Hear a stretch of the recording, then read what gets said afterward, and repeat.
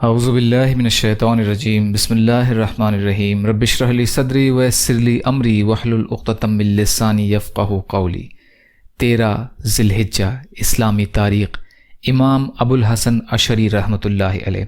امام ابو الحسن اشعری رحمۃ اللہ علیہ مشہور صحابی حضرت ابو موسیٰ اشعری رضی اللہ تعالی عنہ کی اولاد میں تھے۔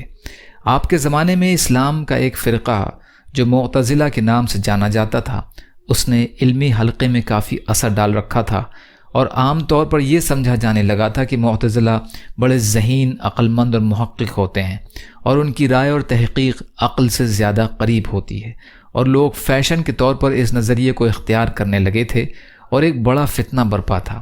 اللہ تعالیٰ نے اس عظیم کام کے لیے امام ابو الحسن علی اشعری رحمۃ اللہ علیہ کو چنا۔ وہ ان کے باطل عقیدے کی تردید اور ان کی دعوت دینے کو تقرب اللہ کا ذریعہ سمجھتے تھے۔ خود معتزلہ کی مجلسوں میں جاتے اور ان کو سمجھانے کی کوشش کرتے۔ لوگوں نے ان سے کہا کہ آپ اہل بدعت سے کیوں ملتے جلتے ہیں؟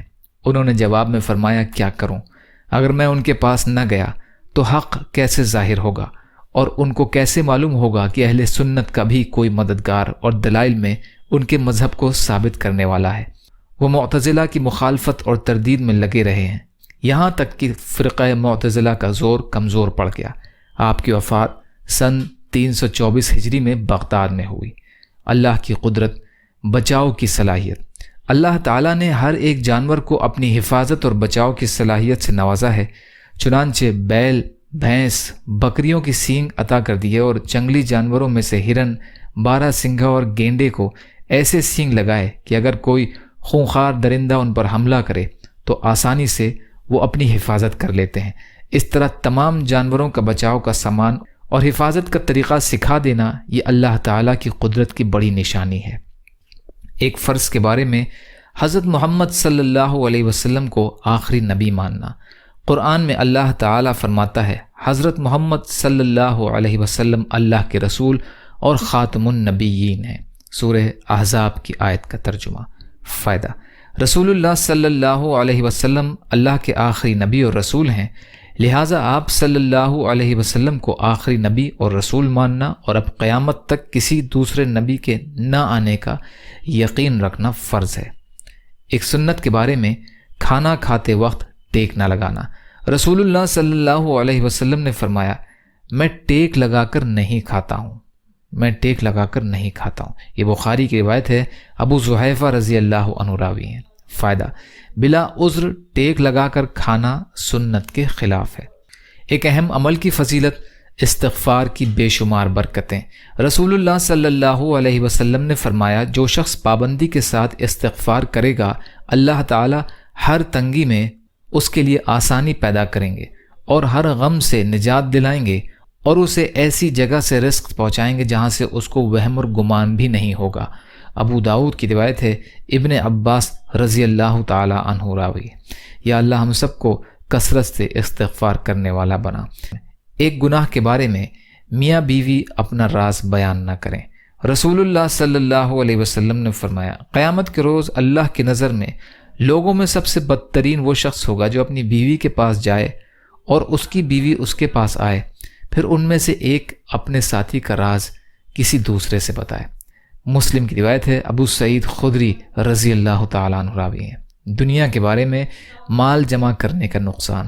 رسول اللہ صلی اللہ علیہ وسلم نے فرمایا، تم مال و دولت جمع نہ کرو جس کی وجہ سے تم دنیا کی طرف مائل ہو جاؤ گے۔ ترمذی کی روایت ہے، ابن مسعود رضی اللہ تعالیٰ عنہ راوی ہیں۔ طب نبوی سے علاج، مسواک کے فوائد۔ رسول اللہ صلی اللہ علیہ وسلم نے فرمایا، مسواک منہ کی صفائی اور اللہ کی رضامندی کا ذریعہ ہے۔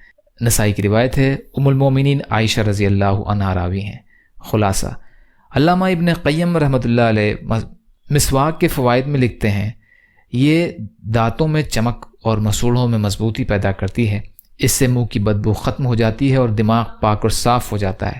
یہ بلغم کو کاٹتی ہے، نگاہ کو تیز کرتی ہے اور آواز کو صاف کرتی ہے۔ طب نبوی۔ قرآن کی نصیحت۔ قرآن میں اللہ تعالیٰ فرماتا ہے، اے ایمان والو، اللہ تعالیٰ کا خوب ذکر کیا کرو اور صبح اور شام اس کی پاکی بیان کیا کرو۔ سورہ احزاب کی آیتوں کا ترجمہ۔ یا اللہ ہم سب کو کہنے سننے سے زیادہ عمل کی توفیق عطا فرما۔ یا اللہ جو مظلوم ہیں، پریشان حال ہیں، بیمار ہیں، قرض میں ہیں، بے روزگار ہیں، محتاج ہیں، ان کی مدد فرما۔ یا اللہ جو دنیا سے ایمان کی حالت میں چلے گئے ان کی مغفرت فرما۔ یا اللہ صبر اور شکر اور اچھی طرح عبادت کرنے والا بنا۔ یا اللہ اپنے حلال میں سے دیجیے، اپنے حرام سے بچائیے، اپنے غیر سے بے نیاز کر دیجیے۔ یا اللہ آپ قادر مطلق ہیں، آپ کے لیے ہر چیز آسان ہے، ہمارے لیے آسانیاں پیدا فرمائیے۔ یا اللہ اپنی شایان شان عطا فرمائیے، جو مانگا وہ بھی عطا کر دیجیے، جو بھول گئے ہوں اپنے فضل کرم سے عطا فرمائیے۔ ربنا تقبل منا انک انت السمیع العلیم برحمتک یا ارحم الراحمین۔ لا الہ الا اللہ محمد رسول اللہ۔ السلام علیکم۔